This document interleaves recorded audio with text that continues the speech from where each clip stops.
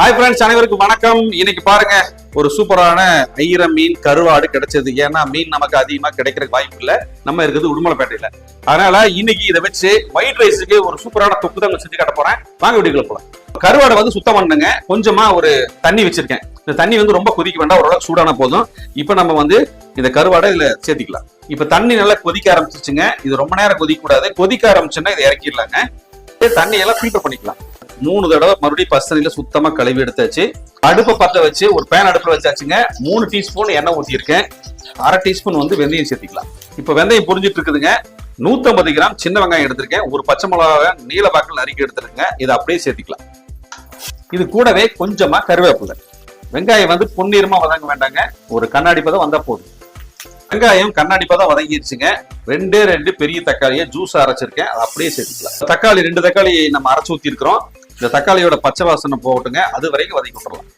இப்ப தக்காளி வதங்கி எண்ணெய் பிரிய ஆரம்பிச்சிருச்சுங்க.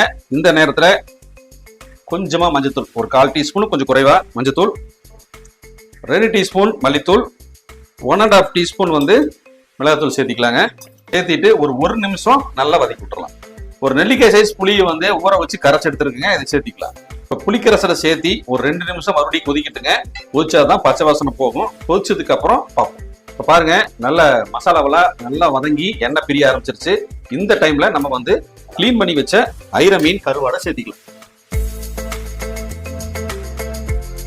இப்போ கருவாடை எல்லாம் சேர்த்தியாச்சுங்க. நல்லா கிளறி விட்டுறலாம். என்னடா உப்பு போடலையேன்னு யோசிக்காதீங்க. கருவாட்டில் ஏற்கனவே உப்பு இருக்கும், அதனால முதலே போட்டோம்னா ஜாஸ்தி ஆயிரும். அதனால இது ஓரளவுக்கு ரெடி ஆனதுக்கு அப்புறம் ஃபைனலா கொஞ்சம் உப்பு சேர்த்துக்கலாம். இப்போ நம்ம ஃபைனலா உப்பு சேர்த்துக்கலாங்க.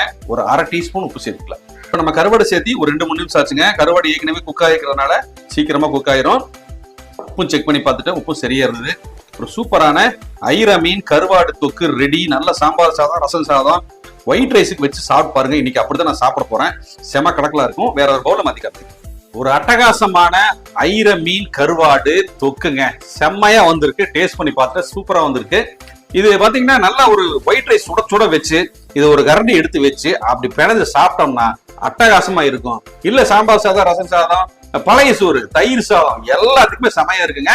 ட்ரை பண்ணி பார்த்துட்டு எப்படி இருக்குன்னு கமெண்ட்ல சொல்லுங்க. நன்றி, வணக்கங்க. அடுத்த வீடியோல பார்க்கலாம். பாய்.